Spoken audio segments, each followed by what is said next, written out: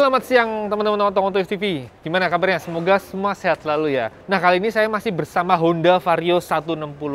Tapi ini versi yang beda teman-teman. Bukan yang ABS, bukan yang CBS, tapi ini versi yang cutting ya. Jadi ini versi yang dipotong-potong. Honda mau ngasih lihat dalemannya apa aja yang baru dari Vario 160 ini. Oke, kita detailin aja.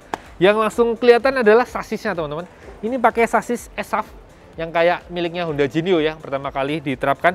ESAF itu kepanjangan dari Enhanced Smart Architecture Frame. Ini sasis model baru yang mana menggabungkan dua plat baja gitu nih, jadikan satu dengan dilas titik gitu. Ini mirip-mirip pembuatan sasis mobil ya, monokok gitu, modelnya begini. Nah, ini kelebihannya salah satunya adalah bobotnya lebih ringan teman-teman, sehingga membuat power to weight ratio motor lebih baik, dan dia tingkat kelenturannya bisa disesuaikan, mana yang harus kaku banget, mana yang agak lentur, itu bisa disesuaikan. Jadi fleksibel lah bikinnya dibanding sasis yang model konvensional ya, yang pakai pipa bulat gitu kan, itu lebih tebal, lebih berat, dan nggak bisa fleksibel bikinnya gitu. Nah, yang juga beda dibanding Vario 150, di mesin Vario 160 ini engine mountingnya pindah ke atas teman-teman, persis dengan PCX 160 tentu saja, karena basic mesinnya memang dari PCX. Nah, efeknya tentu saja di bagian bawah mesin kelihatan kosong ya, kelihatan tidak ada pengaman. Jadi kelihatan lebih ngeri-ngeri kebentur ya, kayak kejadian di PCX. Tapi semoga saja tidak, karena ground clearance Vario ini lebih tinggi 5 mili dibanding PCX.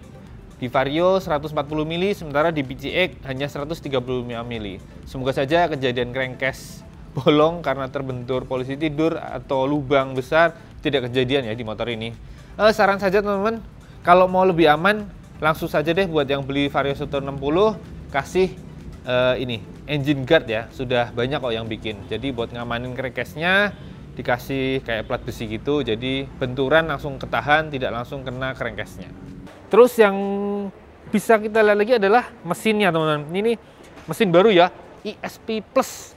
Persis seperti yang dipakai di PCX 160. Basicnya sama, tapi tentu saja tetap ada perbedaan. Oke, kita lihat aja ya detailingnya. Kita lihat di sini langsung kelihatan kepala silindernya. SHC 4 katup, ada 4 katup yang kelihatan, 2 in 2 out. Kemudian tentu saja injeksi throttle bodinya kalau persis dengan miliknya PCX, dia diameternya 28 mili, lumayan gede teman-teman.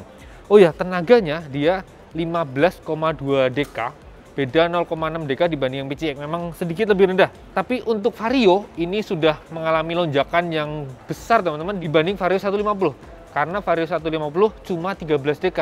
Artinya 13 ke 15,2 dia naik 2,2 dk. Wow, lumayan banget ya, banyak naiknya. Lalu transmisinya tentu saja CVT. Nah, di era CVT ini ternyata lumayan banyak perbedaannya teman-teman dibanding milik PCX 160.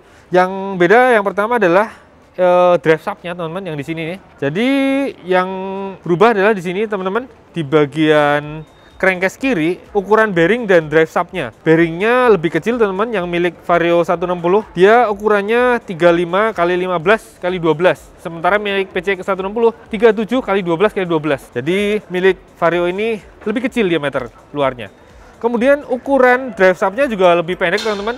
Milik PCX 190 mili, sementara milik Vario ini cuma 185 mili. Ada beda 5 mili. Yang beda lagi adalah V-belt-nya teman-teman. Ini V-belt-nya juga ada perbedaan. Ukurannya dia lebih pendek teman-teman. Milik Vario hanya 266,3 mili, sementara miliknya PCX 160 286,2 mili. Wah, bedanya lumayan banyak ya. Kemudian lebarnya pun beda teman-teman. Milik Vario ini hanya 22,4 mili, sementara PCX 23,1 mili. Jadi emang disesuaikan lah ya. Kelihatannya lebih sempit, lebih ramping gitu. Kemudian kalau drive pulley atau puli depan ini juga beda. Milik Vario diameter luarnya hanya 124 mili. Kemudian kalau milik PCX dia 127 mili. Ada beda 3 mili teman-teman ternyata. Gitu. Lalu apalagi bagian injeksi. Nah, sistem injeksi ternyata sama dengan Vario sebelumnya.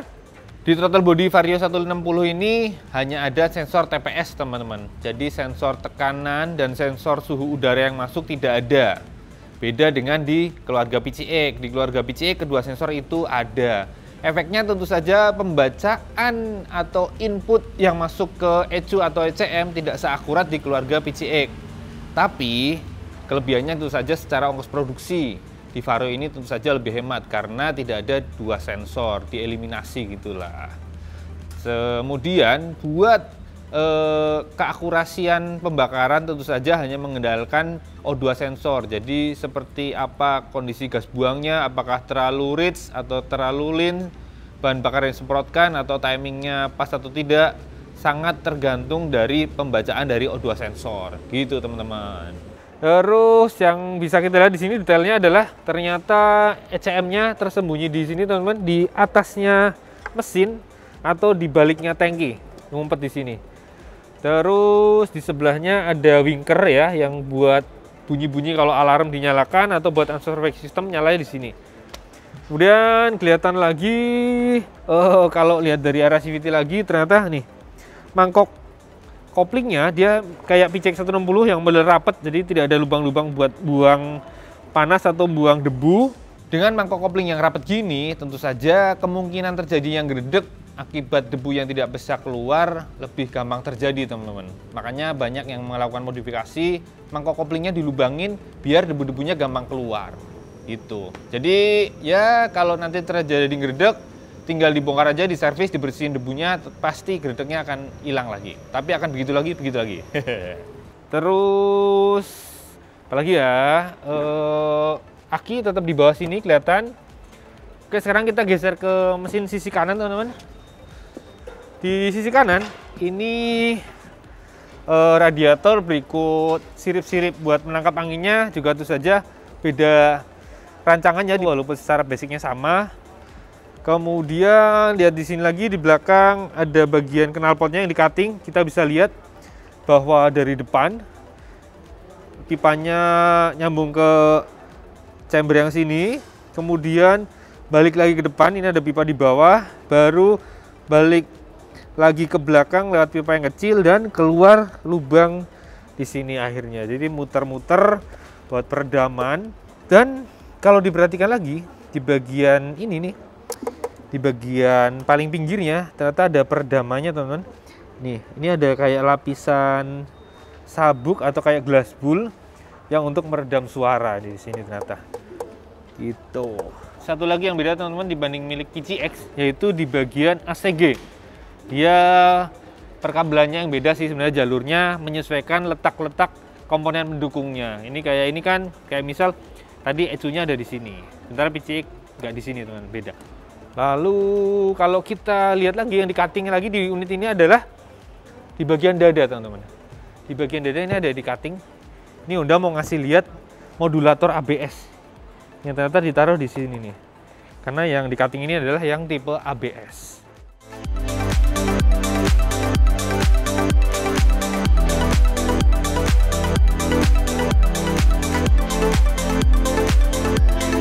Oke teman-teman, itu dia video kali ini yang mengupas detail dari Vario 160 khususnya mesin dan sasis. Terima kasih buat yang sudah menonton. Jangan lupa like, subscribe, comment, share, dan nyalakan juga lonceng notifikasinya. Jangan lupa mampir juga ke Motor Second yang khusus membahas motor-motor bekas berkualitas. Dan juga jangan lupa follow IG kami Automotive_TV. Satu lagi mampir juga ke www.automotivenet.com untuk info-info terbaru tentang dunia otomotif.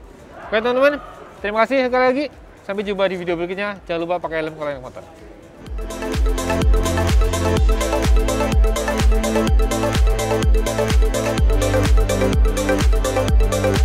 you.